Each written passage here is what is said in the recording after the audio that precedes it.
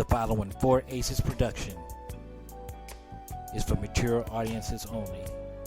Listener discretion is highly advised.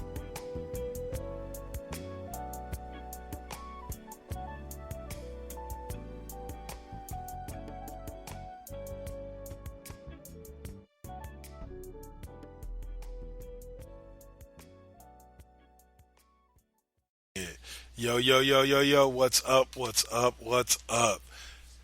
It's been a long time, y'all. Hasn't it now? It's the return of the Cheap Pop Podcast. Yes, sir. We are back once again to talk to y'all a little bit about, whatever's going on in that world today, especially in that pop culture world. We got a lot to talk about from a lot of different angles. We're going to give you guys about as comprehensive of a review of Disney Plus as we can, without doing an entire episode on Disney Plus, which is possible with all the content that they have. No doubt. But we're going to give you some highlights and talk about some stuff. But real quick, before we step into all that, I'm going to give you a quick review of the past couple of weeks with the DC shows. Pretty much everything has been closing out the first part of the season and setting up for Crisis. Supergirl kind of closed out its major storyline with the Elementals, with one of the Elementals losing his power and losing to Supergirl. Lana Luthor deciding not to be the bad guy, but still ending up being the bad guy. Great storyline, but it all led to what will eventually be Crisis on Infinite Earths, which starts this next Sunday on Supergirl. Batwoman, same thing, kind of wrapped up some of the Red Alice storyline and left us with a bad taste in our mouth when it came to Alice and what she's willing to do. She killed the mom, the woman that faked her death so that he would stop looking for her. She killed her. It was quite interesting to say the least. Black Lightning, we've now moved on from the Book of Resistance to now the Book of the Book of Occupation to now the Book of Resistance, where Black Lightning has now joined the Resistance along with Captain Harrison, who is leading the Resistance, and now Thunder is a part of the Resistance as well. The daughter is double dutying as Thunder and Blackbird, but overall it's great. Then you found out that there's another character that, from what I've learned, really didn't exist in the comic books, but he's a guy that his power is working. His power is he kind of can control the earth, and so he basically, the way they explain it is, how anything that pulses electricity through it, especially anything like metal or something like that, pulses electricity through it, you have to have it grounded. Stuck in dirt, you have to have it grounded, right? Basically, the way his powers work is he grounds her, so she could hit him with as much lightning as she wants, and it really doesn't do anything to him. He just kind of absorbs it and swallows it. I eat pain, bro. Right. And so, it's kind of an interesting thing they figured out there.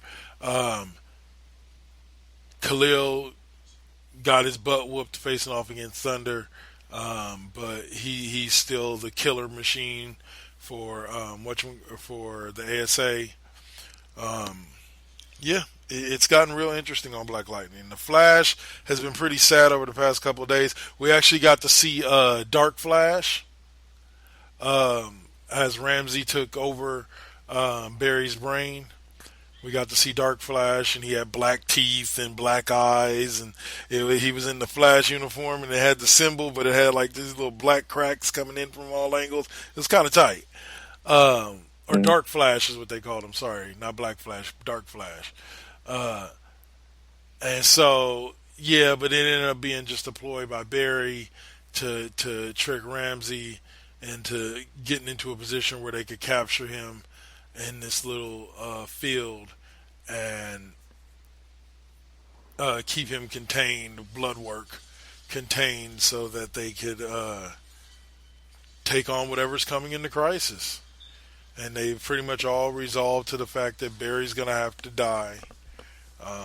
Like I told you before, I personally don't think Barry's going to die.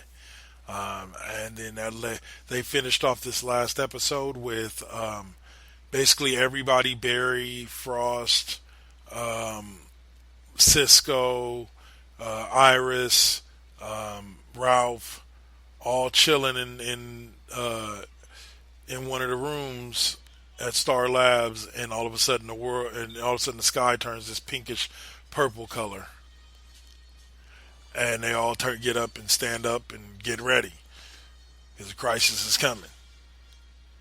And then the same thing kind of happened on Arrow as well. At the Basically, end, the theme here: crisis right, is coming. crisis is coming. So, what's her name?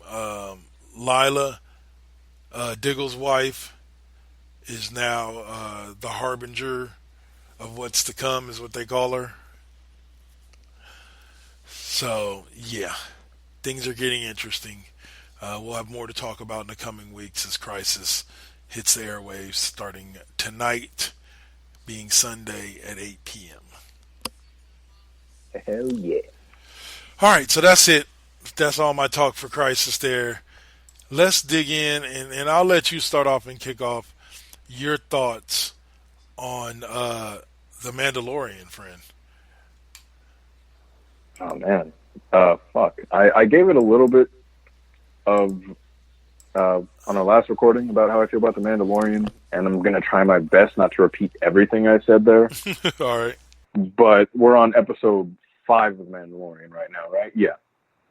5 came out on Friday, and it is unbelievably consistent in quality. Of course, at this point, we've seen new characters introduced in the form of the former Imperial shock trooper in the buff-ass female with the blood tattoo on her arm. Yeah. And we actually saw a humanizing arc with the Mandalorian, where he had the interactions with the farmer family and the farmer MILF, as everybody's calling her. Yeah. Her telling him to take off the mask and him turning her down and continuing with his life. And then him taking off the helmet in complete eye view of them after, but then, of course, not showing it. Yeah. I do like that. And good. No, I said I do like that. I like the fact that they don't show you what he looks like. You hear his voice, but they don't show you what he looks like ever. Even when he takes off his mask, they turn the camera to whatever he's facing more so than where he's at. You know what I'm saying? They're looking at him. And then he did reveal that why he doesn't take off the mask. She asks, and he says that we can keep the mask on, of course, and we have to keep the mask on, and we can take it off whenever we want, but if we take it off, it has to stay off. Right. Permanently. Well, if we take it off in front of somebody else, like if we take it off in front of somebody else, it has to stay off permanently. And I thought that was pretty deep. It was like, okay. Yeah, we're slowly inching a little bit more into the Mandalorian religion, culture, whatever the hell it is. Right. And I'm good about that. Like you said, keep it ambiguous. Keep it like that, because that way it's less in your face and it's more of a slow burn. So when it does eventually and inevitably happen, it will be a very big thing. Right. And there's a surprising amount of focus on Baby Yoda. Again, it's not Yoda himself, but Baby Yoda, as everybody's calling it. There's a lot of focus on him. And, for lack of better things to call it, yes. Yeah. For lack of better term, Baby Yoda is a pretty big plot point, and it doesn't come off as annoying. Baby Yoda doesn't come off as the escort mission lackey, as I like to call him. Right. Like the 007 GoldenEye style on the N64. He doesn't come off as that. He actually comes off as something useful, even if he is pulled as a crutch against him in that same episode. Well, and not every episode is about the Mandalorian saving him. Like, that's where we get old and repetitive. It's like if every episode was about the Mandalorian saving him, it would be like, okay, we get it. We get it. The baby's defenseless. But at the end of the day, ultimately, there have been entire episodes where he didn't necessarily do anything to save the baby. He did some other things to save other people. Like you said, the village was a great one. When they took down the AT-SAT, that was great. Mm-hmm. That was really cool. I hope we see more of that female. That Buckfast female is an interesting character. The idea of a former Imperial shock trooper is a badass one, and I hope they elaborate on that a little bit more. I have a feeling she will show up eventually, though, no doubt. But in all, we talked about this a little bit before recording, but the Mandalorian tone, the style, it feels very prequel-esque. Yes. In the entirety of it. It doesn't feel maybe as over the top as a lot of the parts of the prequel were. That's the common critique with the prequels. It doesn't feel as over the top as them. Yeah. But no doubt in the tone that it sets, it feels very prequel to me, at least. And I think that's a lot of why I like it. But of course, it is just well written, and I'm finding out that for a lot of people, it is something that's actually getting them interested in Star Wars. Like, I know a lot of people who aren't big on Star Wars, and then they look at The Mandalorian, they check it out, they learn about it, and they actually get invested in the Star Wars universe and want to actually go back and watch the past movies and all that shit. So I am very grateful for that. I turned on my Netflix today for the first time in a while, and ironically, the first thing that popped up was actually Episode 8, Last Jedi. And so I went on ahead and watched it. I hadn't watched Last Jedi in a long time. And it was a great movie. Like, I understand. Like, what's ironic is it's nice, and I think this is where Episode 9 coming out this year is going to be beneficial to the Star Wars universe. As much as we all love Luke and Leia and the Skywalkers, it was getting kind of old. We're now almost 40 years worth of storytelling into just that family. So I think one of the benefits with The Mandalorian, one of the things that makes it so appealing is it's not a story. It's set within that same universe, but it's not a story about Luke, Leia, or the Skywalkers. And I think that's huge, like, for a lot of people. You know, I know for me, like, it's just nice to see a story that doesn't involve, one of the main characters, but that is a part of the main canon. Because I try to remember, like, I'm still trying to remember heavily where the Mandalorian was mentioned in the actual canon of the movies, or if the Mandalorian is a character that's out of the books or the television shows. I know that, of course, the Mandalorians were a thing before that point, but I know there are a lot of other points where it's brought up, but very vaguely. Nowhere near as deep as this, of course. But what do you think so far? Where are you at so far? 5 episodes in. How are you feeling about the Mandalorian? I'm waiting for Episode 6. Like, I'm looking forward to it. Like, real talk. Like, it's just a story. Like, okay.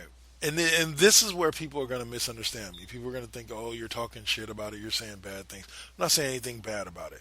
What I am going to say is this. I think The Mandalorian, the story that's being told in Season 1, could have very easily been told in about a 2-hour movie without dragging it out week to week, and then jump to a series. Do you feel what I'm saying? I get what you're saying. That is something I haven't heard, though, so I am interested in what you're saying. So elaborate. Go ahead, though. Like, well, yeah, like, it just feels like this is something that, like, I'm being given, like, 15, even though the episodes are 40 minutes, it feels like I'm being given, like, 15-minute snippets of a movie at a time. As far as the amount of information I'm being given in each episode. And so, I don't know. It's just like I said, it's just one of those things that's how I feel. So would you have preferred it if it was like, if we had gotten like a AAA Mandalorian 2-hour movie and then bridge into a series? Yeah. Like, that's what I'm saying. I'm not saying it shouldn't be a series. I just think a lot of this setup could have been done in a movie, leaving just the stories to be told of his adventures going from here to there, killing, taking this bounty, that bounty, and all of that. That's an interesting way of thinking about it. I haven't heard that. I would no doubt be interested in the Mandalorian movie. Right. If somebody looked me in the eyes and said there was going to be a Mandalorian movie, you're not going to catch me being the one to complain. Yeah. And don't get me wrong, I'm loving the way it's being presented now. I just think that it could have been a little bit more effective storytelling to give us one big chunk and then give us the small bit stories. Kind of like, okay, you want to know where I get the idea from? Remember how they gave us Star Wars, the Clone Wars animated movie? Then they gave us the television series. So you were introduced to all of the characters, Anakin, Suka, Obi-Wan. You were introduced to all the characters before you ever saw the TV show. I get what you mean. We had the little animated movies, and then with like Commander Cody and shit like that. Right. And then a few years later, the infamous Clone Wars series came into play. Right. And so it's one of those type of things where I say that it just would have been better served along those lines. But I'm not knocking how they're doing it now. You know what I'm saying? I'm not knocking the episodic, television show route. But I just think it would have been better served in a movie and then television show. Not a critique, more of an alternate idea. Right. Because I definitely enjoyed episode to episode, like you said, the Baby Yoda character is just it's just adorable. Fucking adorable. It's adorable, dude. Like I would want a doll like that, like any day of the week, just as long as it didn't move, because that would creep me out. But fuck that. Stand still. Not a Furby. Not a Furby, damn it. All right, so past the Mandalorian, have you had a chance to dig into the features of Disney Plus? I have. I've had myself a good look around. Okay. I've checked into the animated movies, the animated shows, and I'm astounded at the amount of underground things they have. I wasn't expecting to end up seeing movies like The Aristocats and things like that there, and also see the original animated X-Men alongside shows like Gargoyles. Yeah. I'm not massively old, but both of those and other things of the such were definitely hallmarks, staples in my childhood, and seeing them was a massive throwback. And it's not even in the way that it's like, oh, that's cool to see. It's like, no, I actually want to watch them all again now, because I have the full library at my grasp. This isn't just bits and pieces like it would usually be. No commercials, no waiting a week for new episodes. Just pop it in. Exactly. And go. No bullshit. Some of my favorite things, like I'll be honest with you, like I think I've told you before, I think I mentioned it on the last episode, I've recently rewatched Remember the Titans. I recently rewatched the Goofy movie with my daughter, and she thought it was hilarious.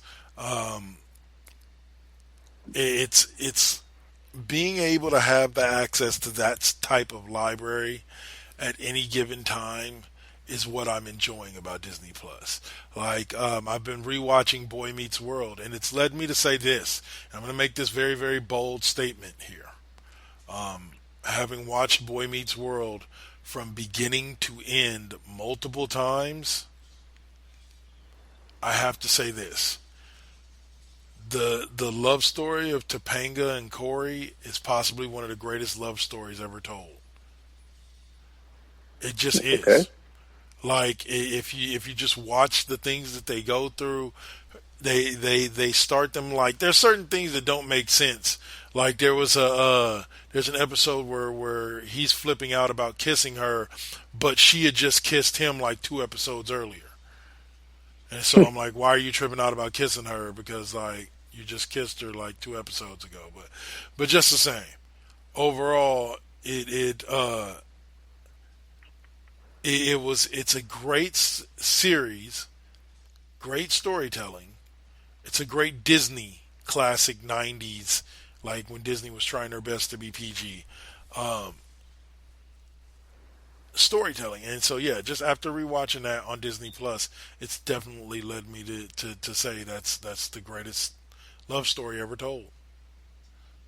And It's a big claim to fame too. yeah, greater than Romeo and Juliet, because fuck them, they die at the end. Uh, greater than Bonnie and Clyde or Queen and Slim or whatever banner you want to put them under. You're just naming a massive group of people who died together. You're horrible. Well, welcome to my Horrible. childhood when it came to reading love stories. Okay, most of the love stories I read, everybody died at the end. Everybody's fucking dead. Tragic love stories. Shakespeare. That was the rule of the day. Fucking kill everyone. But yeah. But yeah, no. From what I'm hearing, it is that exact feeling that Disney Plus gives the chance to relive things like that, and you get the full library at your grasp for not massive of a price for what you think you would be paying for such a massive fucking library. And here's the deal. And go ahead. Go. Oh, I was gonna say financially. Here's the deal. If you already have things like Hulu and ESPN Plus, I pay $2 a month for my Disney Plus because of the discounts that I get for having Hulu and for having ESPN Plus already. I pay $2 a month for my Disney Plus. That shit is a robbery. So yeah, it's a massive library. It's amazing. It's sorry. It's my favorite scene in Ragnarok when Hulk goes to fight the big fire beast, and they're like, Hulk, no. And he's like, but why? Monster bad. Like, what are you doing? Yeah. Oh, Fucking man. love that movie so much. I don't care what anybody says. Ragnarok is in the top 3, baby. Oh, easy. Like, a lot of people put Endgame at number 1 just because of the fact that Endgame was like the culmination of everything. And I will agree with a friend of mine when he said the Avengers Assemble moment is possibly one of the greatest moments like ever in comic book movie history. Like, cause I'll tell you this, I've rewatched Endgame twice since I got Disney Plus, and I've cried every single time at that moment. Whether I've shed a small amount of tears or I shed a large amount of tears, I shed tears in that moment when you hear that little when he does a little Avengers, or actually I start crying. I'll be honest with you, when you hear "On Your Left" in his ear. That's just the moment where I start choking up. It's like, oh no, here it comes. Fuck. Here they come. Like, and Endgame hands down is like, if we're talking like AAA production, I don't think anything gets more high class. Nothing gets bigger than Endgame. Yeah. Like in terms of scale and just everything, Endgame is pretty untouchable. But if we're talking in terms of just pure charm, Ragnarok is where it's at for me. Oh yeah, and in classic, to me, it's if you want to go classic comic book movie, to me, it's tied between Iron Man 1, Ragnarok, and Guardians of the Galaxy 2. A lot of bright colors, a lot of great moments, a lot of funny moments, a lot of epic scenes. You know, and so like, and all of those share that in common. And all three of those have that comic book feel to them more so than a lot of the other ones. Like a lot of people say the Avengers, the original Avengers, is possibly like the closest to the comic book. A comic book, like, you know, directly ripped from the comic books movie, and I'm like, yeah, it's close, but Ragnarok's a lot closer. Yeah, Ragnarok and Guardians 2, they bleed this sort of 80s, 90s feel that you don't get from any of the other ones, in my opinion. Not even Captain Marvel, and that one's set in the 90s. Like, you don't Exactly. get that same feel. But aside from that, going back, I cannot recommend Disney Plus enough. Yeah. Like, I went back and watched fucking Hunchback of Notre Dame the other night. Nice. And I know they haven't like remastered the movie officially, but say what you want, but that version is going to look better than the VHS version by default either way. Oh, all day. And yeah, exactly. Seeing it on that sort of scale definitely is a lot better, and it's worth it. Above all else, it is worth it. And that's where it all comes into play. Is that, look, it's kind of like why when people say, "Oh, I'm giving up my WWE Network subscription because blah blah blah blah blah blah blah," and I say it like that specifically because of the fact that I'm sorry, you cannot beat the library that they have for $9.99 a month, and the fact that you get that you get access to every pay-per-view every month, and you are literally saving like what it'd be like $600 at $50 a month times 6 months, and then a couple of extra pay-per-views that they do every year. So you're talking about maybe like $700-800 down to $120, and you get the entire lineup that they have. Disney Plus is the same thing. To go out and purchase all these movies or purchase the digital copies and download them onto your DVR or whatever, it would cost you damn near thousands of dollars. You could go find the digital copies of all these movies, but it would cost you thousands of dollars. When for $7.99, the amount of sorry, go ahead. Go on. For $7.99 a month, you get access to all of this, and they're adding more. Like as they get their licensing back on different things, they're adding more to it all the time. Just point in case, the amount of money that you're saving is absurd. Oh yeah. Even though, don't get me wrong, like I do agree with that meme that said like, look at here, Disney Plus, Hulu, ESPN. I forgot what the other one had said too, but the two of the other streaming services, like y'all need to get this together. We ain't paying for 8 of these motherfuckers. And I'm like, well, I kind of feel you on that. Like, yeah, I'm not trying to pay for 8 of them because I'm down with Netflix. I got Disney Plus, and I got Hulu for my live TV, and it just happens to have the on-demand content as well. And because I have Xfinity for internet, I have access to the Xfinity streaming app too, and their on-demand library. Everything else, I will happily pirate. Yeah, and that's the key thing to it too, is that if I had to, I could go back. If I had to lose any one of these, well, if I had to drop anything, I'd probably drop Netflix first, because between Hulu and Disney Plus, it carries everything that I want to see. Imagine that, dude. Could you have said that shit like what, two years ago? Imagine that, no. Like that Netflix would be your bottom of the barrel right now. Like, and really the main reason why I keep Netflix is because I eventually want to finish watching Glow and some of the other original series that they have on there. And they have a lot. Netflix is great for stand-up comedy. They have a lot of stand-up comedy. They have what is it? They have Dave Chappelle stand-up, exclusive to Netflix. They have Chris Rock. Mm-hmm. They have, so they have a lot of great stand-up comedy, and they have a lot of great original content.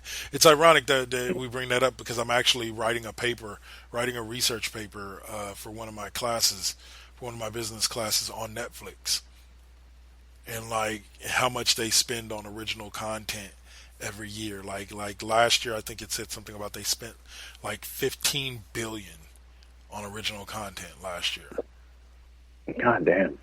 And that's not including what they did to purchase any original content, any licensed content that belonged to somebody else, like a Disney or whatever like that.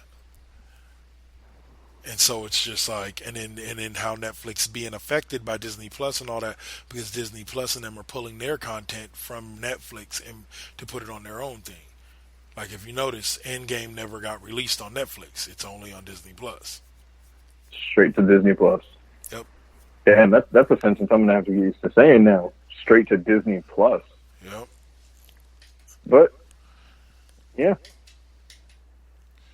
So. It's something we will continue to look at and continue to watch as the months go on here. But I would say for right now, even at the beginning of this, it's worth your money. I don't know if I can say the same for DC Universe. We'll try to get a review of that going on. I've checked out the site once. Saint let me borrow his DC Universe password and all that to watch Titans. But I don't know if I'm gonna get a membership myself. We'll see. Because season 2 of Titans is out and all that. So, but like having DC Universe, Disney Plus, and Hulu, maybe all I need. Fucking, did you see the meme where a guy had like all the streaming services lined up? There was like 9 of them. He was like, "All right, which one are you getting my paycheck?" You know, one by one, brother, one by one. All right. So that's pretty much it for our Disney Plus review. You got anything for Alpha's Editions this week? Oh, fuck me. You know what? Yeah, I got you. All right. So there's this older title, older than me. I don't know if you played it. It was on the PS1, but personally, I played it on the PS2. It was a title called Medieval. The main character was this happy little skeleton named Dan Fortescue. His whole thing was that his entire jaw was missing. What? And that's the whole like look that he became known for. Okay. And it was a good game. It was a game that played a big part in my childhood, actually. I played it a shit ton. But recently it was remastered. Okay. And put on the PS4. And I got the chance to pick it up again. Okay. And if you're a fan of this game, I would say this is hands down the quintessential version of Medieval. Nice. And if you're new to the series, I suggest you pick it up because, you know, it is currently December and there's going to be Christmas sales out the ass. Yeah. And alone, it isn't expensive, but it'll probably get cheaper within the next month or so. It is completely remastered. I'm talking, we went from polygons, like I'm talking like Laura Croft's triangle tits sort of polygons. Okay. Upwards to now in the style of what we saw in the new Addams Family movie. Nice. The style is sort of akin to that now. It's this very like dark sort of Edgar Allan Poe style, but still presentable to a PG audience if you need it to be. All right. The game itself is much like Kevin Smith's works in the way that down to the nitty gritty in the scripting, everything. There's a lot of in jokes, very small things to catch if you're listening closely. That's where all the money's going to be within this. But for what it is a really, really good game and a really good remake. They've added in one little thing to this too. They've only added in one single thing to this remaster besides the graphics. For everything else, it is picture perfect the same. Mm-hmm. But if you collect these things called lost souls within the game, if you collect everyone in the game, you get the entirety of the old game for free. Nice. Like the OG game. Shitty polygons and all. Which is one of the best completion rewards I've ever heard of. Nice. Getting the old So game. do yourself a favor, and this Christmas check out Medieval for the PS4. I don't know if it's on the Xbox. I doubt it is, though, because it was a Sony exclusive title back in the day, so I assume it would be still. Yeah. But do yourself a favor and check out Medieval. It's not a hard game, but damn is it fun. Well, if I ever go get a PS4, which should be eventually, depending on how well I do in my fantasy football drafts or my fantasy football playoffs, I plan on picking up PS4. I plan on picking up a PS4. PS4. Do it, man. But yeah, sounds great to me. Oh, one of the things I did hear about was that two things.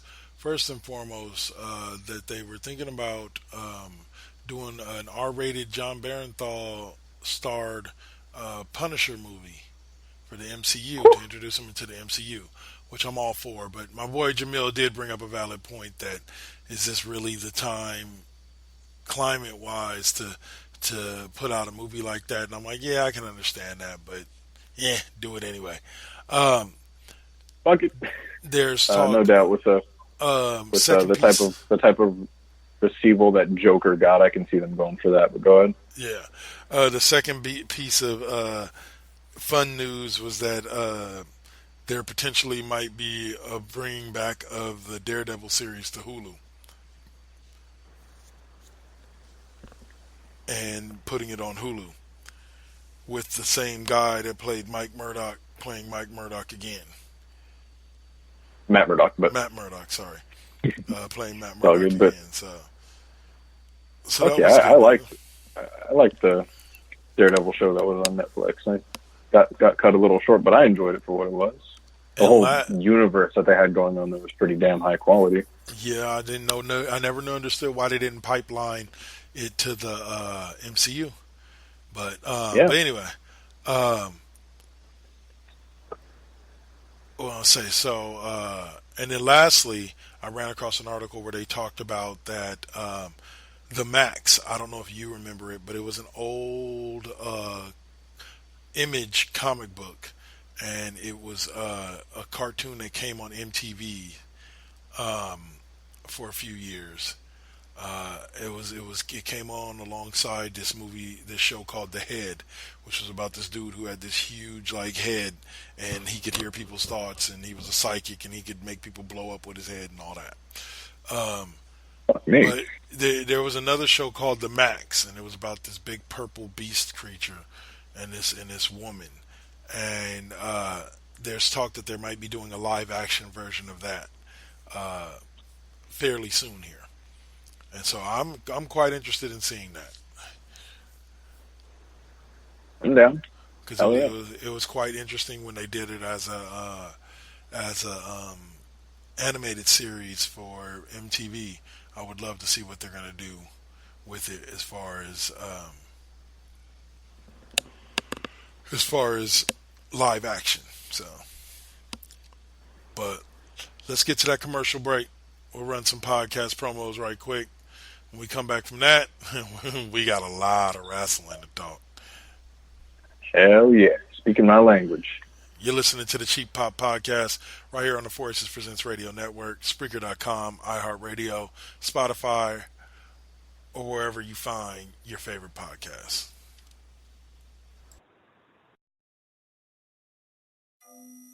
Interruption in progress. Now hijacking into ANS 2.0 immersion rig. Now simulating the amazing nerd show.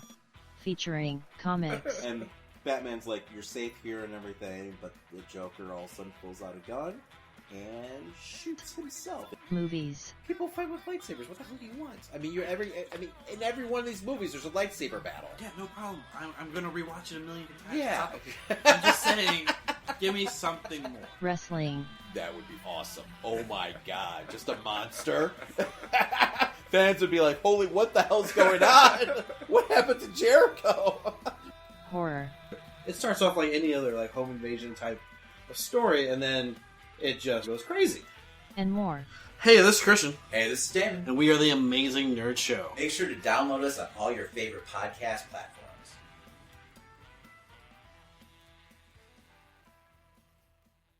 So, what's up? Steve Fingerstyles here, the host of the podcast, spelled DA, of course. Tune in each and every week to hear what pisses me off, what angers me, what I make fun of, and of course, my crazy rants. I also have incompetent co-hosts, cool guests, and a silent producer that sucks. So what more do you need from a podcast?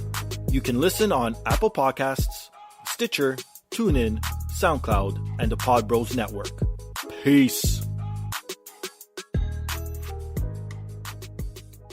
From the galactic depths of the comic book universe comes the ghosts of the stratosphere, ready to galvanize and energize your mind with the latest of comic book news and reviews. And why are you stopping me? Yes, that's much better. Hi, this is Andy Larson for Ghosts of the Stratosphere. Join me every week along with my co-hosts Rob Stewart and Chad Smith, as well as a cavalcade of fantastic comic book guests, as we dish out heaping helpings of the greatest and latest of comic book news and reviews. New shows posted every Tuesday with bonus shows every first Friday of the month. You can find us on iTunes and Stitcher under Ghosts of the Stratosphere, as well as on our website, www.gotstratosphere.com. Hope to see you soon, folks. Game ticket, $50. Hot dog, $8. Team store item, $25. I told him I can beat him with one hand tied behind my back, with some glasses on, with one eyelid out, with some flip-flops on in the ring. Haven't you listened to someone's dumb sports opinions? Worthless. Some people shouldn't talk sports. For everyone else, there's the Unspoken Podcast, available on most podcasting platforms, and on the web at theunsporkensportspodcast.weebly.com. Back. Yo, what's up, y'all? Welcome back to the Cheap Pop Podcast. Now we move on to our wrestling portion of the show. Now we're talking. We had three events, two major events, one minor event happen in the week since we were last on air. We had NXT Takeover, which was just utterly bring the house down, amazing. It was Takeover War Games. We had Survivor Series, which was excellent. And then we had Starrcade last Sunday. An hour-long event that happened just kind of for the fun of it. So, let's start with Takeover. Why don't you go ahead and give us your thoughts, Alpha? I'm going to be very honest. It wasn't a negative show for me, but it definitely wasn't the best Takeover I have ever watched. It was good, though, no doubt. Dude, Takeovers are some of the most consistently good pay-per-views you're going to find coming out of the recent years of wrestling. Yeah. But I didn't see any matches that were through the roof amazing. Like I usually find one in a Takeover. There wasn't any of those for me, but they were all consistently good, though. All the matches that were there. But my personal favorite match of the night, of course, the War Games match itself, which we'll get into a little bit later. Yeah. Just for shock value. Yeah, well... But if I were to give the show a grade, though, hands down, that's a solid B+ for me. I can say the same thing. There were some moments that some match is that... Well, I can't say there was any match that I was really disappointed with, but there was nothing that really blew me out of the water. That was just like, holy shit, did you see that match? Yeah. You know, and... I don't know. I was impressed, like with the final event of the War Games match, but overall, I can get, like you said, B+. Yeah. Match of the night, yeah, hands on the War Games match because we saw God Hand KO show up, and if for those who didn't notice, he actually used his old Titantron from NXT. Mm-hmm. He used his old Tron from back in the day. And that was cool to see. But, we got to see Kevin Owens versus the likes of the Undisputed Era, which is, of course, fun to see because everybody knows that Adam Cole and Kevin Owens have their past together. Long-term past. Yeah. But I did like seeing Isaiah Swerve Scott on the show. Come a long way from being Shane Strickland. It's always good to see that. Okay, so before, not to take us off subject, but just to talk about something real quick. So, have you seen the latest from ACH? I have not. He did something else? Yeah, supposedly now he's quitting wrestling. Type of tomfuckery? Yeah, exactly. Saw some meme or some Twitter post from him saying, you know, fuck all the people, fuck the fans, fuck the people in the locker room, fuck promoters, fuck everybody. I'm tired of dealing with all you shady ass people, and I quit. Now, that's not the part that really disturbed me. So I go into the comments section on this, and I come across one particular comment that just kind of disturbed me, where this person said, "Well, this is what he gets." When you pull the race card like that, what do you expect? You're gonna get called out on it, and stuff like this is gonna happen. We established a while back ourselves on this show that it wasn't necessarily that he didn't have a point. It was just that he picked the wrong way to express it. Yeah, he did. And so when I see somebody call it, and I'm going to get into something in this, like I said, this is a little bit off subject in the sense of when somebody says using the race card, I'm one to believe that I don't like the term because the term is a construct that was created by racist people to devalue when somebody makes a valid point about race in this country. And so it is a trigger phrase for me. I do not deny that. So when I saw that, it just was, Argh. But here we go again. If he is quitting wrestling, it's probably some minuscule thing that just he's blowing out of proportion. Like I had a talk with Orlando Matthias, one of my good friends, former wrestler, about it, and he pointed out to me and explained to me how and it was pretty much like we had said and thought, how the shirt could be considered racist. And I kind of, we kind of went over some of the counterpoints of he did have to approve it. But according to the story that Matthias heard, he said, yeah, I'll accept it, but I have these issues with it. And whoever the middleman was kind of went back to Triple H and was like, yeah, he loves it. And so somewhere in WWE, there's a middleman who knows what really can happen with that shirt and isn't saying shit because he don't want to lose his job. I wouldn't doubt it. I would not doubt that. So, but that being said, that was just some thoughts that I had on that particular subject. Any thoughts you got there? Nothing too far from what I've said before and what we've talked about in the way that, this all could have been handled a lot better, and I'm gravely disappointed because no doubt it's like after this point, whether he likes it or not, he is going to be known for this by a lot of people. Yeah. For a lot of people, I'm sure this is their first time ever hearing of this guy. And it's not like he's new. This guy's been around for a while. He's made his rounds in the Indies before this point. He wasn't just small time. So but it is sad to see. He's kind of tainting his name even in the Indies with all this BS. Exactly, yeah. He's still throwing himself through the dirt at this point. And that's sad to see. Yeah. Because he really was a bright up-and-comer before this point. But at the end of the day, like we said, there's burning bridges and then there's this shit. Yeah, no, there's nuclear bombing entire cities. Exactly. There's a big difference. He did not just quit his job. He left in explosive fashion, in fuck everyone style. So I'm disappointed, but as sad as it is to say, I can't see where else he could go after this point.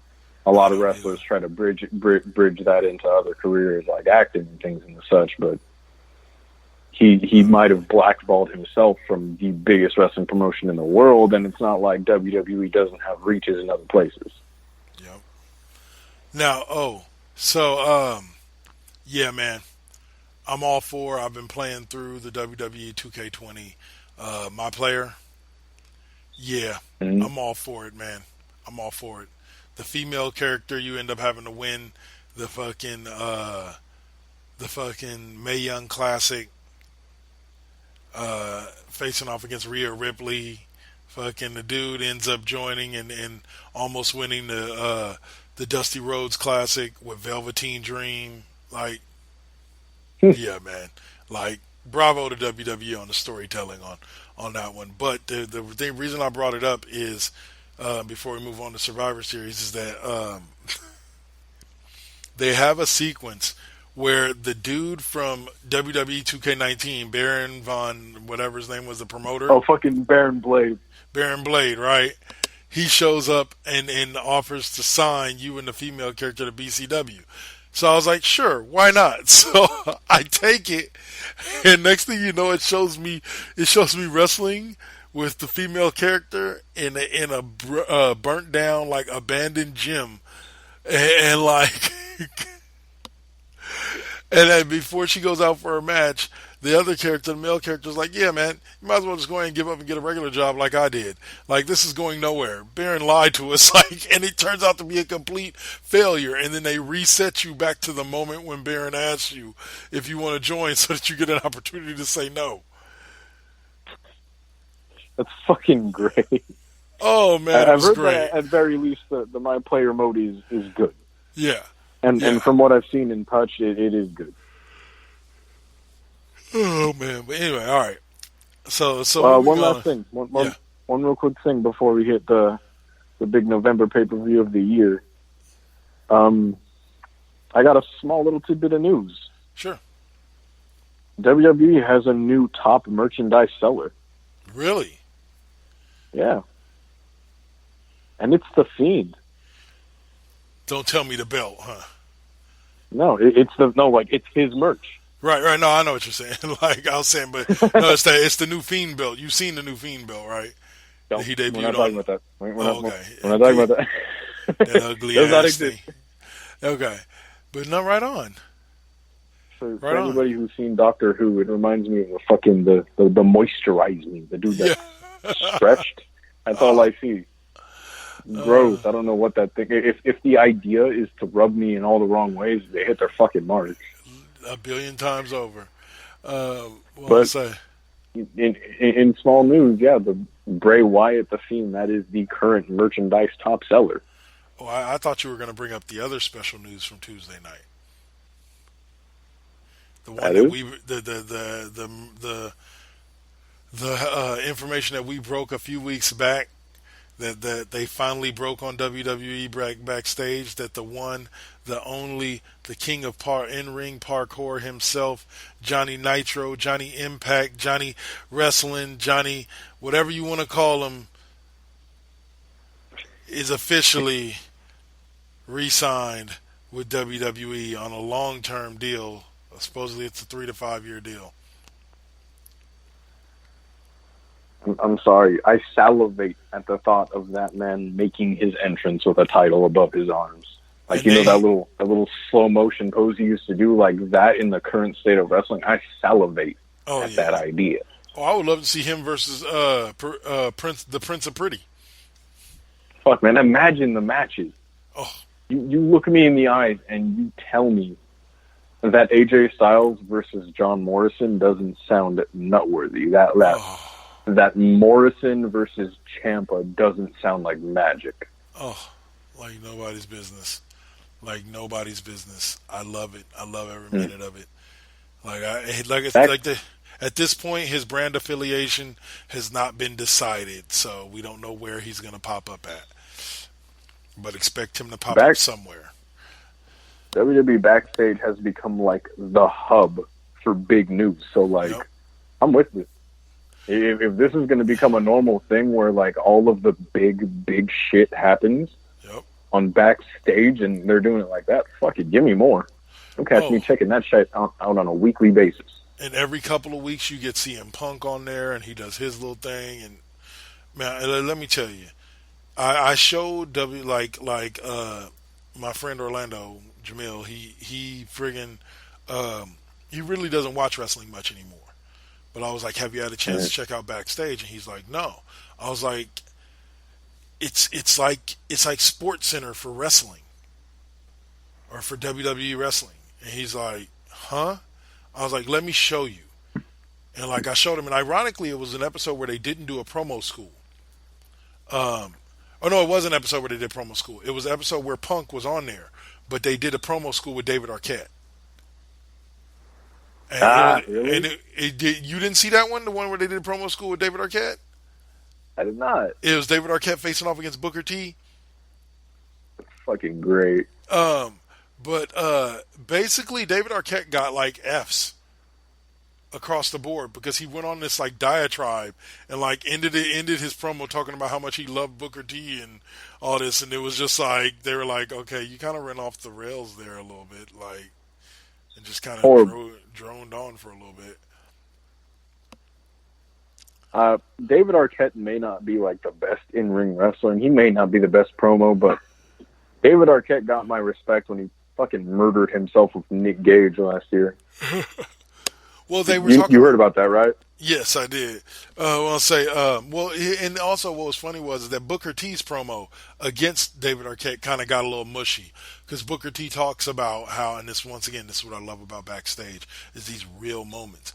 Is Booker T talked about how when David Arquette won the WCW championship, right? Mm-hmm. David Arquette came back to the backstage area and was sitting across from Booker, who was sitting at the gorilla position, about ready to come out for his match, right, or within the next couple of matches. And David Arquette looks over at Booker T and says, "How many times have you won the WCW championship, Booker T?" And Booker T was like, I ain't never won it.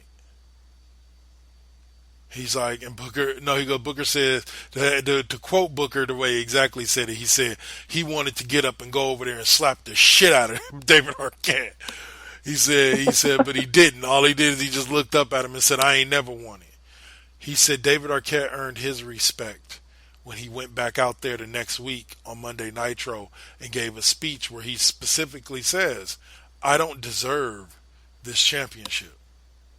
I don't deserve this championship when there are people back there like Booker T who are much better than I am that deserve, a shot or deserve to have this title. And he said when David Arquette put him on blast like that, in a positive way, during that speech, it caused him to have all kinds of respect for David Arquette and see that David Arquette has a respect for the business. And I was just like, it was little stories like that. Like, I've never heard those things. You know what I'm saying? Like, it was like, wow, okay. Now I can see. Because, like, I was pissed. And I didn't know. Like, somebody was telling me, like, David Arquette begged not to win that title that night.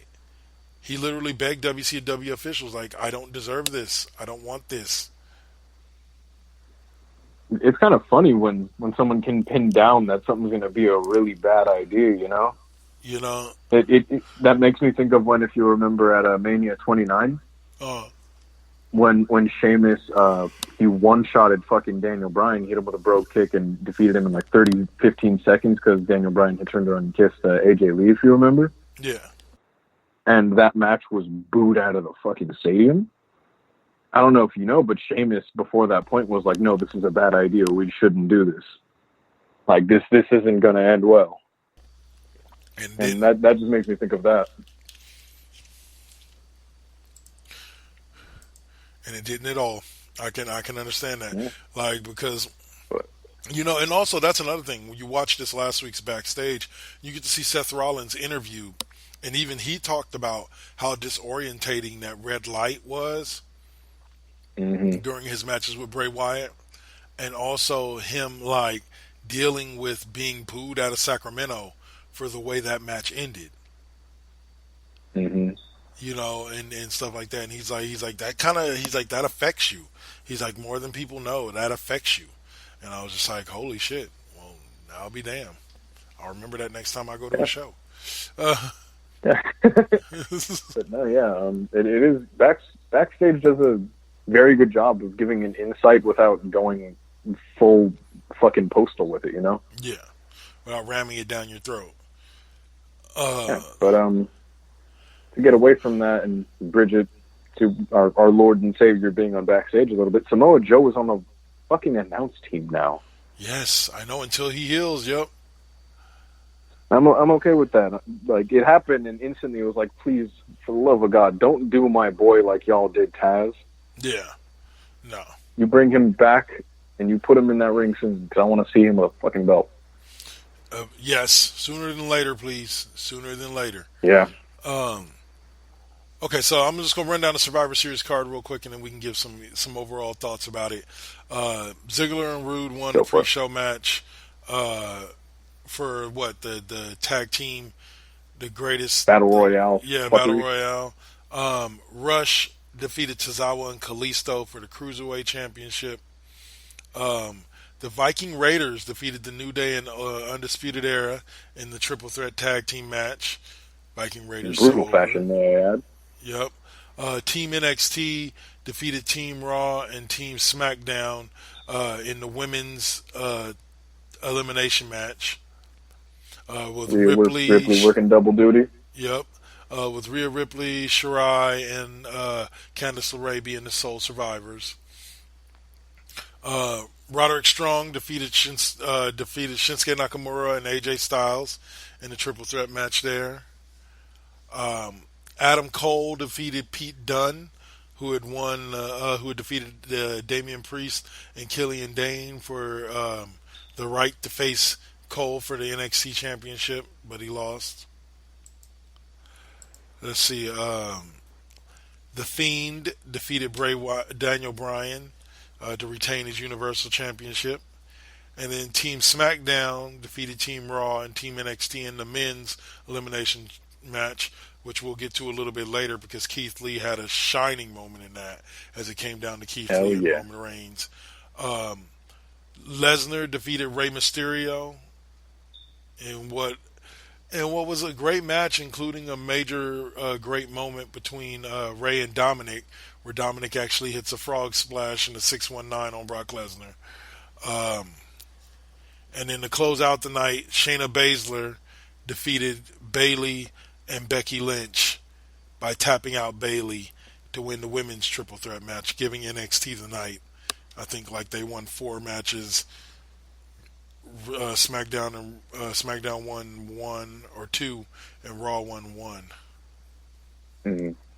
So, as a whole, I would say Survivor Series is pretty damn good. Yeah. For what I'm used to when it comes to WWE shows, I think this show's pretty fucking stellar, mostly on part to the NXT roster playing as big of a part as they did. And if I'm being real, the stars of that weekend, without a shadow of a doubt, were among Rhea Ripley and Keith Lee. Both of them working double duty, both of them working big matches both nights.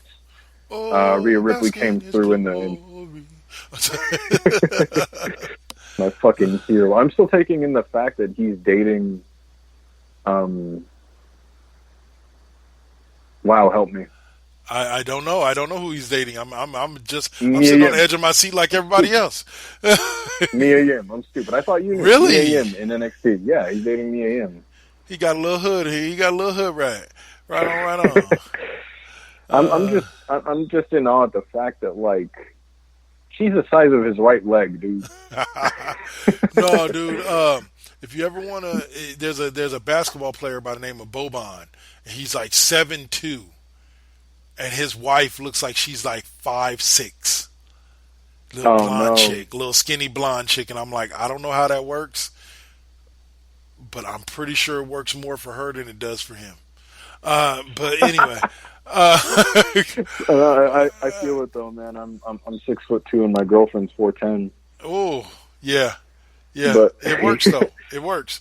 I want to say. But the tallest girl I've ever dated is 5'6", so I think 5'9". Sorry, but yeah. Well, I was gonna say, isn't Aleister Black married to Selena Vega? Or not married, but aren't they dating? No, they're married. They're married. They're married. They have an Instagram for their cat. It's pretty damn cute. She's a tiny little thing. Oh, bask in his glory. But I just always have that going in the back of my head. Like, I truly do. You want to know why? Because it took me till about 3 weeks ago before I figured out what they were saying. Like, I was like, what the hell are they saying?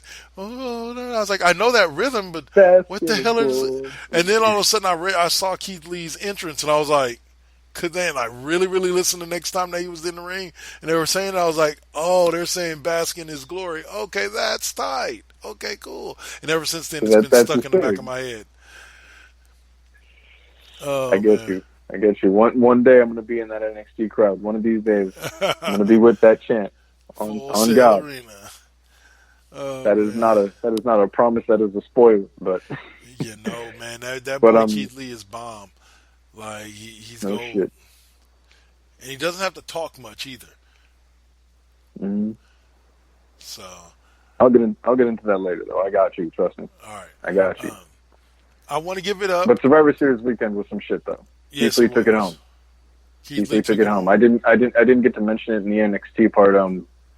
Dakota Kai had turned late in the match, not in the beginning, late in the match, and fucking obliterated the leg of Tegan Knox and broke down to the team of purely Rhea Ripley and Candice LeRae, putting the match on their back, and they won it with Rhea Ripley coming out in triumphant fashion and it being close to the same over the Survivor Series match. Nice. Go ahead, though. No, it's just like Rhea Ripley. Like, man, that girl, man, I could watch her wrestle all damn day. It was hard for me to watch her get choked out on Wednesday. Like, that was just difficult to watch. But that was fucking brutal. Yeah, it was. But it took three of them motherfuckers. To take her down. My girl went down fighting. That's my girl right there, Rhea Ripley. Can't wait till she. Well, actually, she is on the main roster. I'm sorry, guys. Like I have to start referring to it as that, and people got to understand that. Like, NXT is a main roster show at this point. There is no coming up anymore, proverbially. I mean, like, there's no way to state that. NXT is where it's at now. Yep. And Finn Balor, my brother, the Prince. Yeah, I'm loving what I'm seeing from him. Mm-hmm. Get it, guy. All types of good healery. Yes, all kinds of good healery. But match of the weekend, though, without a shadow of a fucking doubt. Don't even have to think about it twice. Pete Dunne and Adam Cole tore it the fuck down. Yeah, they did. I can give you. I can definitely give my nod there. No doubt. Like, I don't know about you, but I walked into it, like I knew I was going to see a good match. I knew Pete Dunne and Adam Cole were going to put on a good show, but I didn't expect A-plus material. Especially after both had competed just the night before. Less than 24 hours before. Adam Cole had actually taken an air raid siren slam off of the top of the cage the following night. But, yeah, no, match of the night, hands down. Match of the weekend, Adam Cole versus Pete Dunne. If there was one single match you could look at between those two nights, it is that one. But your thoughts?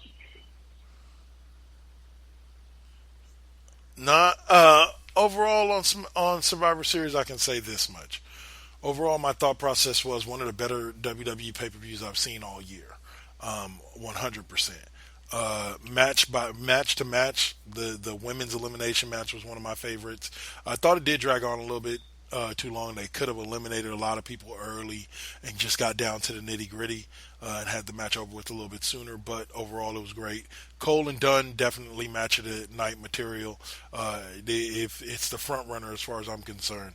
Lesnar Mysterio was kind of had its moments, but overall it was kind of disappointing because I would have rather seen Ray win the WWE title, considering that now it's supposedly Lesnar's not going to be seen on WWE TV for the next few months till the Royal Rumble build-up. So at least, the next few weeks, at least not until January something. So it's just like, I would have rather seen Mysterio take it so that the title could have been relevant. Instead, we get Mysterio as the U.S. champ after he beat AJ Styles the next night. And what was one of the best openings to Raw that I've seen, or not opening, but it's one of the best sequences on Raw that I've seen in a very, very, very long time. From everybody coming out and stating their case for why they should be facing AJ Styles for the U.S. title, to the Fatal Four match being suggested, to the Fatal Four match happening, and Rey Mysterio winning, to Rey Mysterio winning the U.S. title because Randy Orton comes back out and fucks up AJ Styles.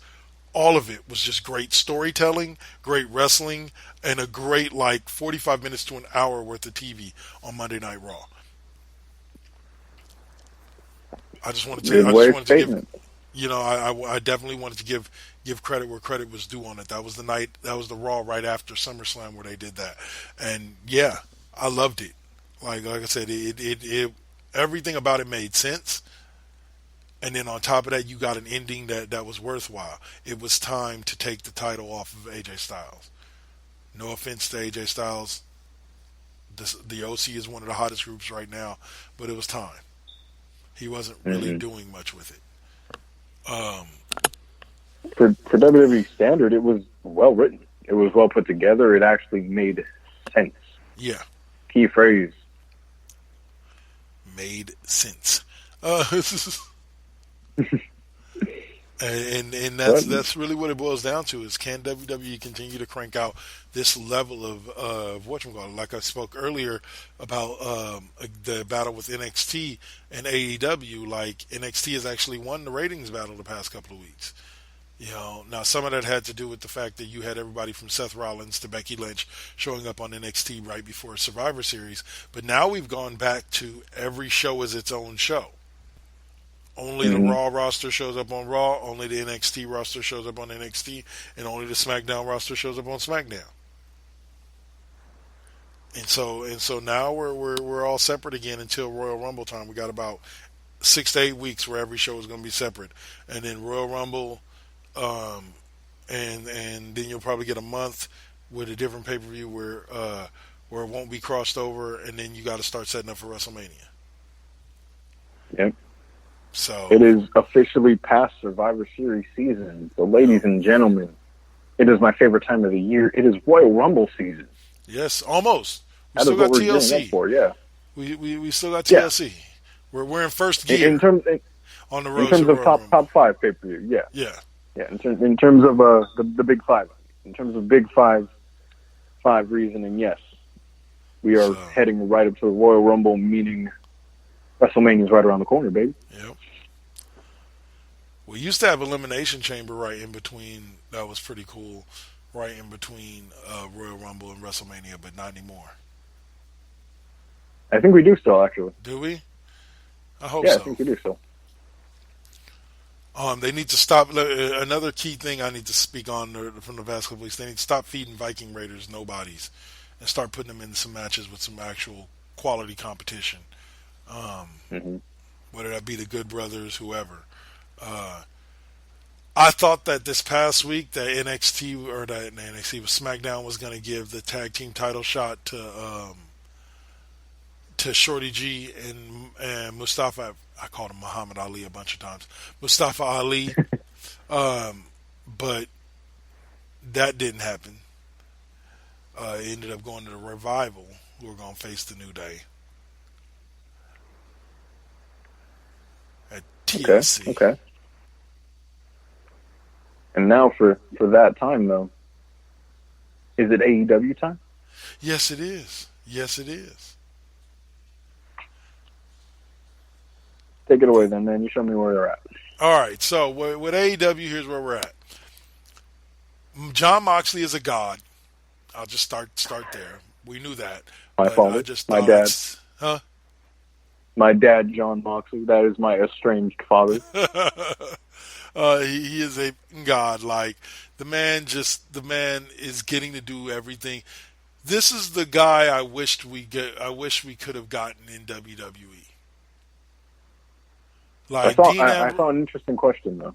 What's that? I thought real quick. We are how many months into AEW? What, like maybe 2-3 months? Is it? Yeah, we're into AEW right now. Well, I want to say October is when we're about 2 months in. Yeah, so like no more than 3 months of AEW time, currently speaking. Right. Who feels like a bigger star to you between Dean Ambrose and Jon Moxley? Oh, Moxley by far. Exactly. Like, But it's always a bigger star when you get to be yourself. Exactly. That's what you put it into perspective. Like, who feels like a bigger man between Jon Moxley and Dean Ambrose, and it's instantly like, don't even need to think about it. That's Moxley through and through. Yep. You know, like, don't get me wrong, Dean Ambrose, I like the character, I love the attitude, but they reeled him in too much. Like, and it looked like for a little bit, it looked like they were going to let him loose. You know, when they started the Ambrose Asylum stuff, and he kind of ran with it. But then they started reeling him in too much, and I'm just like, no, dude, you got to let him go. And that's what AEW's done. They've let him go. They've let it rip. And I think it's going to end up being successful for them. But I also saw an article that talked about the fact that AEW is going to see success, but it's going to be limited success. And it's going to be limited by them and themselves. And we talked about this on another show before. But even Orlando said the same thing. They need to stop talking about WWE so much. They need to stop attempting to not be WWE. Do you see what I'm saying? There's a difference between just being yourself and attempting not to be WWE. Mm-hmm. And I think they're walking a very fine line with that right now, AEW is. They're trying a little too hard not to be WWE, and I'm sorry, bro. Like, have you went on the AEW Facebook page? And liked their Facebook page?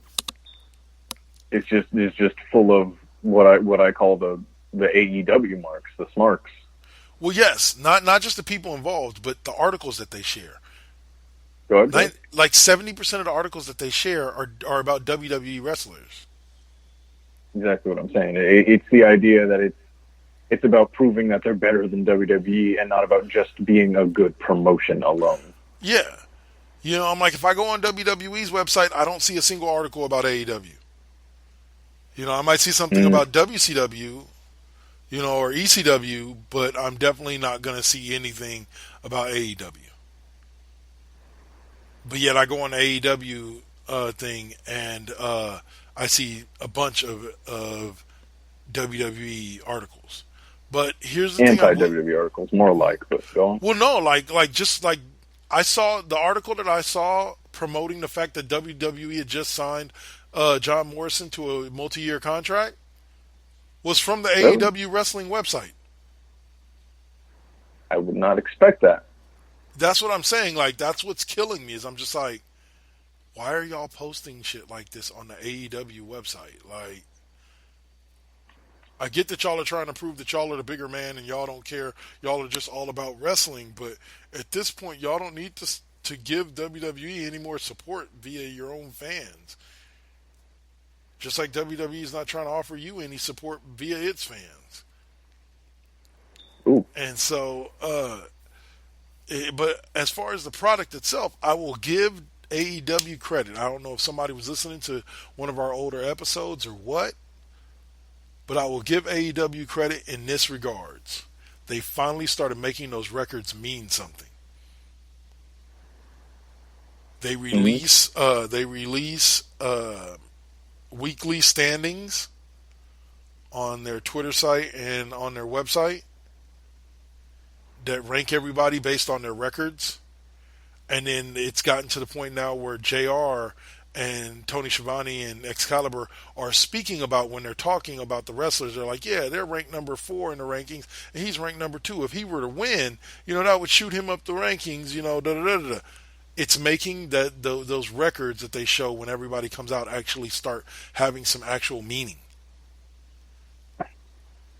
And so I have to give credit where credit is due. I don't know if they heard us or if they just made the decision or if that was the plan all along. But whatever it was, thank God they finally did something with it. Very true. Put those numbers to use, make them a weapon for making a character more believable. Right. You know, and also it gives you a reason to rotate people. It gives you an easy way to rotate people in and out of that number 1 contender slot for various titles. You know, because you've already started building your next number 1 contender by having him go on a win streak and climb his way up the rankings before the current number 1 contender even gets his title shot. You see what I'm saying? So like I said, it builds that. It allows you to be able to build multiple storylines, into almost every episode and every pay-per-view. Very true. That is interesting though. Not to be that dude, but that just makes me think like WWE has had the power ranking system for how long now? Yeah. And they haven't put it to that same use. Exactly. That is interesting, but I am glad they're taking it and they're running with it like that because it is a system that you're not going to see anywhere else. Exactly. Makes it further special. Well, and except for again, John AEW's LaRocca and them boys credit. over at Premier Pro Wrestling, they use a similar system as well. But Sure. AEW just has the national TV contract. I was going to say AEW has that on a larger scale, right? But yeah, so again, to AEW's credit, there is one thing that has actually made me think about them a little bit more, though. What's that? And it's the fact that they're getting as much outreach.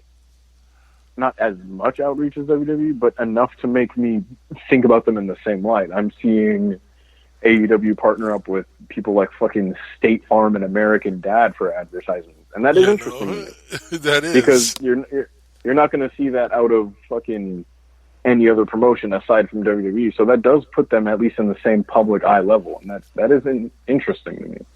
Very it true. makes me think. Oh, real quick, while we're talking about AEW, they gave me two of my best moments over the past couple of weeks. One was a move that I saw done by Street Profits 2, otherwise known as Private Party, where one of the dudes, AKA Private Party, yeah, they had the dude there. I think they were facing like Ray Phoenix and Pentagon. And they had one of them up on the top rope, and the dude does basically, what is it? Is it called a Hurricane Rana, where they throw the legs around the head, and then they flip off of them, and they flip them off the top rope? See, that is a head scissors Hurricane Rana, whatever the hell you want to call it. Head scissors Hurricane Rana, and he does that, and he launches dude off the top rope, and the other dude's waiting there and hits him with an RKO, like catches him midair as he's coming off the top rope, and catches him with an RKO and hits him with it. And I'm like, okay, I have to give credit where credit's due. That was pretty damn savage. I love that. I saw one like that where it was in the same light where the Hurricane Rana him off the top rope, except dude caught him with a power bomb falling down. Oh. But no, yeah, that's good though. I can imagine how good of a cutter that must have been. Yes, it was. It was beautiful. But that was one thing, and then the other thing was good old JR. Forgetting what decade, forgetting what company he's working for, and where he at. Jack Hager is in the middle of a brawl. And JR goes, yeah, you know that boy Jack Swagger. I mean Jack Hager, you know he's got some swagger. I'm like, JR. Fucking JR. JR just got lost in the moment, brother. Just got lost in the moment. Do things in the heat of the moment, Jimbo. Oh, my goodness. But I like the way he tried to salvage it there. He tried to salvage it. He's like, Jack Hager has a lot of swagger. Uh-huh. Sure he does. That does just make it, instead of a bosh, that does make it actually enjoyable. So I'm with it. Yes. No one can do it like JR. Oh, man. There's that picture of fucking JR, and I think there's Joey Janela and someone else, and Janela and the other dude are visibly completely fucking hammered. They're gone, dude. They're in the 8th dimension, and JR just, his face says, what the fuck am I doing here? Man, I tell you. All right. Where else are we? I think we're at the point where we're ready for your Wrestler of the Week, sir. Oh, yeah? Unless there's more that you want to talk about with AEW. Nope, that must have been it for me. Same here. All right. Okay, look. I've said it before that on Alpha's Wrestler of the Week, this isn't a comprehensive case of me bringing to you somebody who's done good this week or this certain stretch of time. This is just me telling you somebody who I think you should take a look at and find some matches with. But I can't help myself. This is a person I've been looking at for a few weeks, and this weekend threw me over the proverbial top rope. Keith Lee is my wrestler of the week. Yeah! Oh, black in his glory. But if you don't know who Keith Lee is, then do yourself a little favor and check out Keith Lee. Keith Lee has been goddamn everywhere. He's made his run through Ring of Honor. I personally found him in PWG, where I find a lot of the wrestlers of the week, if you could not tell.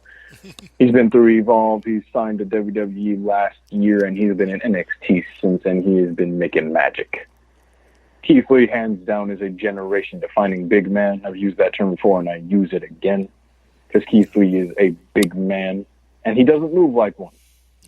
You can see Keith Lee doing surveys. He has a damn good shooting star press off the second rope. Yep. And Keith Lee is not small.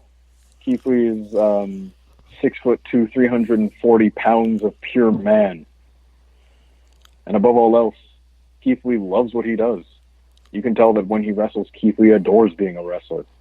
Yep. And if you haven't seen him, let me tell you where to look.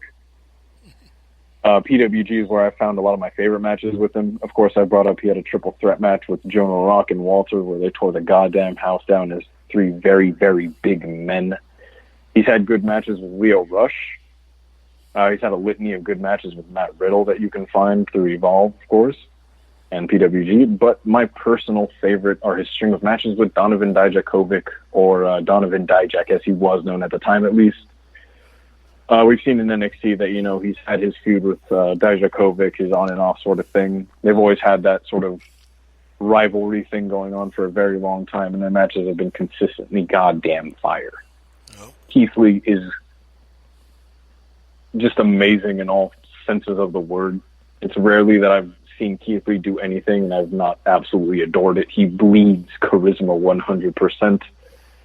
And I dream of being in the crowd that does the chant that our good friend K-Double has been screaming this whole time. Yes. Keith Lee put Survivor Series. Keith Lee put War Games and Survivor Series weekend on his goddamn back. Yep. Keith Lee is my wrestler of the week without a shadow of a doubt. Do yourself a favor and look it up. Keith Lee gets that alpha stamp of approval. Amen, Ka-chunk. Oh, yeah, bud. Bask in his glory. Oh, bask in his glory. He sings his own goddamn theme too. Yes. Come on. Like, the man is amazing. Like, and like I said, that chant is just so rhythmic. It makes me want to move. Dance in his glory. Damn it, I'm getting the t-shirt. Yes. Stand there with hands on hips. Take a deep breath. Hey, buddy. Yeah. Superhero landing. Superhero landing. No. It's fucking Ragnarok. That was a great movie. All right, anyway. All right, so that's about it for us for this week. We'll definitely be back on track next week.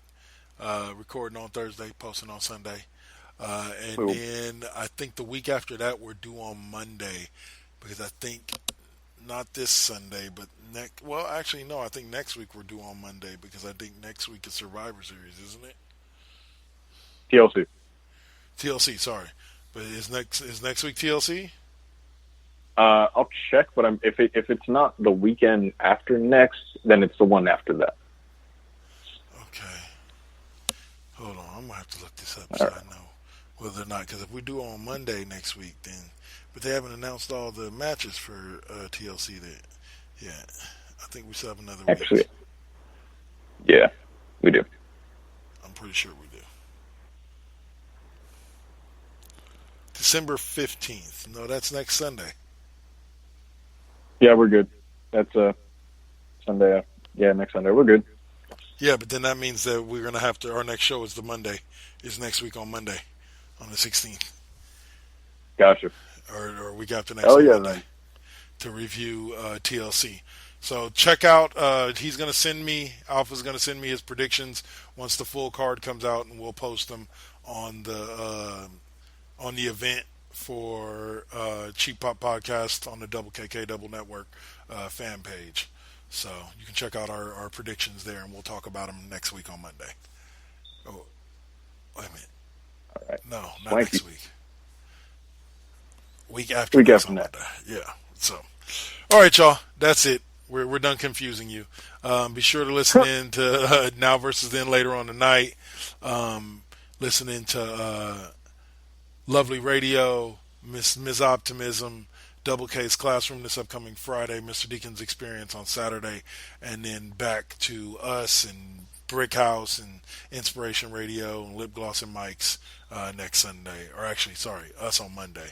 The rest of those shows on Sunday. Y'all have a great night. Any last words for him, Alpha? You know, it goes, my people, we are off hiatus. We will be back. Whew.